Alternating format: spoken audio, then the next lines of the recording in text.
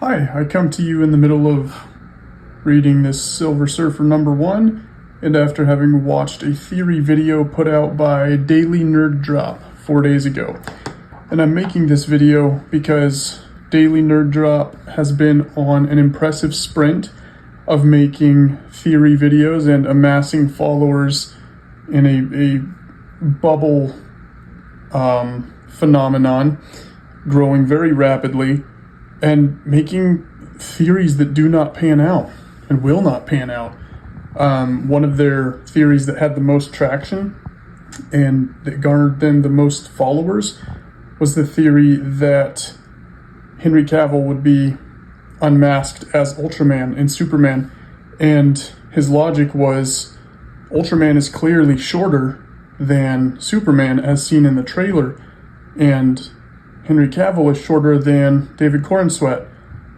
But he was looking at images of Ultraman standing like 2 or 3 feet behind Superman and saying that he was shorter. So I'm sorry, but he makes these bad analyses and generates bad theories.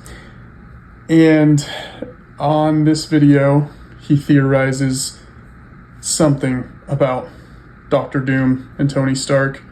I hadn't the wherewithal to pay strict attention all the way through because he made several bad analyses in the beginning of the video.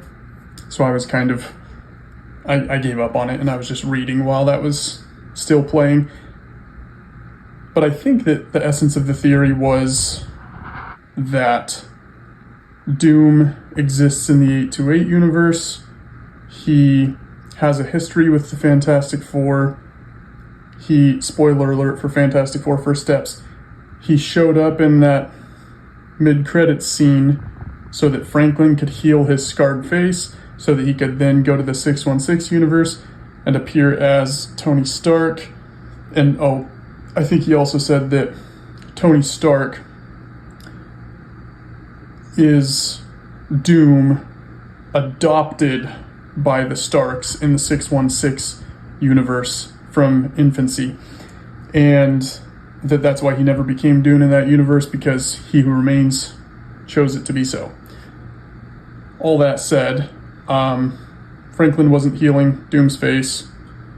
Doom does not have a history with the Fantastic Four as they've been introduced to us.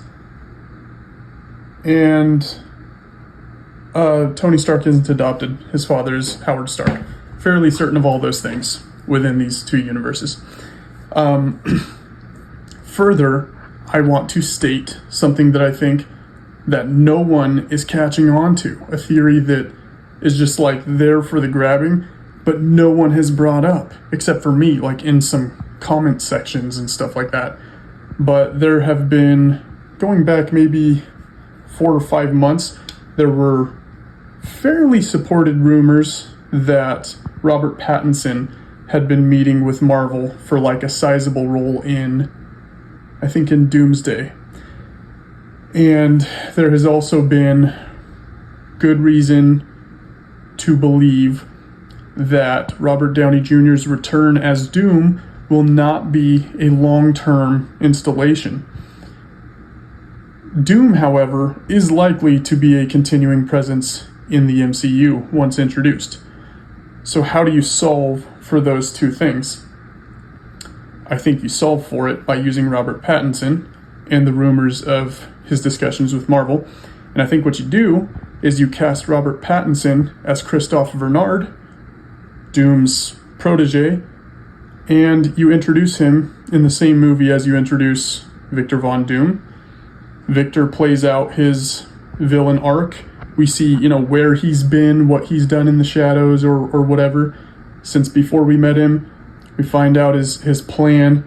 We move forward through some of that plan. We probably get into Secret Wars with Tony Stark, Doom, RDJ still in the role. And at some point,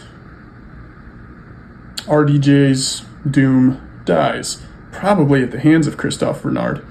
And Robert Pattinson, Christophe Bernard, takes over the mantle of Doom in Secret Wars, and from there forward. So Doom gets to stay a young person with many years of action scenes still in him. You do get RDJ as Doom. We get that, and we probably get it for a movie and a half, and it's probably going to be really intense and really good. But there is intrigue in the idea of Christophe Renard being a saboteur, killing him, and being even like, he's Palpatine to Plagueis. It's like the guy that's more evil and developed in his evil than the most evil guy, his mentor, and most powerful guy.